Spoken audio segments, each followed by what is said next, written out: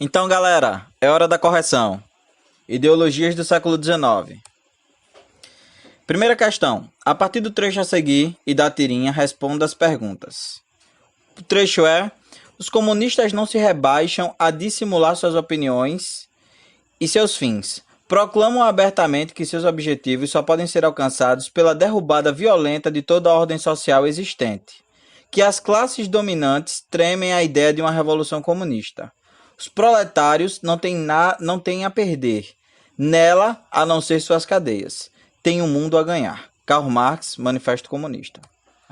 Na tirinha é possível ver algumas pessoas ao fundo produzindo coisas e à frente você vê dois aparentemente empresários. Aí você tem no primeiro quadrinho: o que você diz a este homem?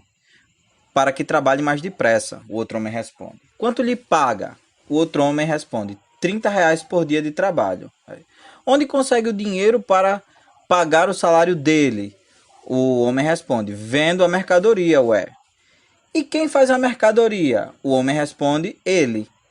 Quanta mercadoria ele produz por dia? O outro homem responde: o equivalente a R$ 150. Então o cara vai e fala: então na verdade, ele quem lhe paga R$ 120 por dia para que você o diga para trabalhar mais depressa. O homem que está sendo indagado fala: shh, fala baixo, ele pode escutar. Então, primeira questão é: Marx aponta para a necessidade da quebra da ordem social vigente.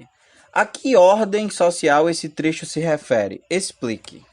Então, como resolução aí, Marx está se referindo ao capitalismo e às suas formas de exploração da força de trabalho do operariado pela burguesia, né? Burguesia que garante para si maior parcelas da riqueza gerada pelos trabalhadores. Questão B. Que aspectos da teoria marxista pode ser observada na tirinha? Explique.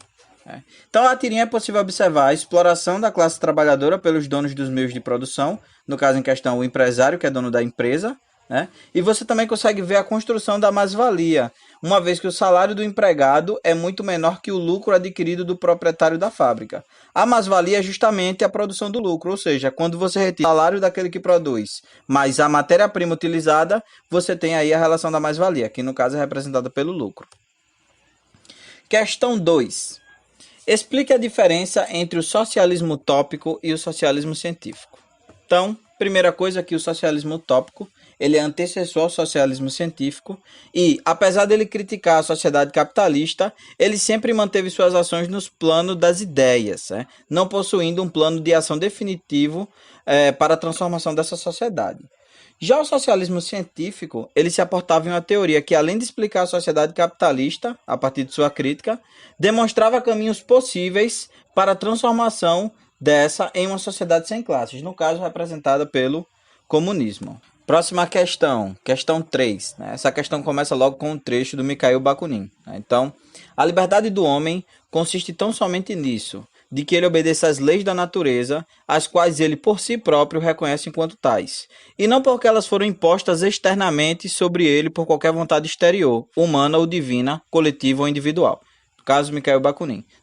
Qual a opinião de Bakunin em relação à existência do Estado a partir do trecho apresentado? Justifique.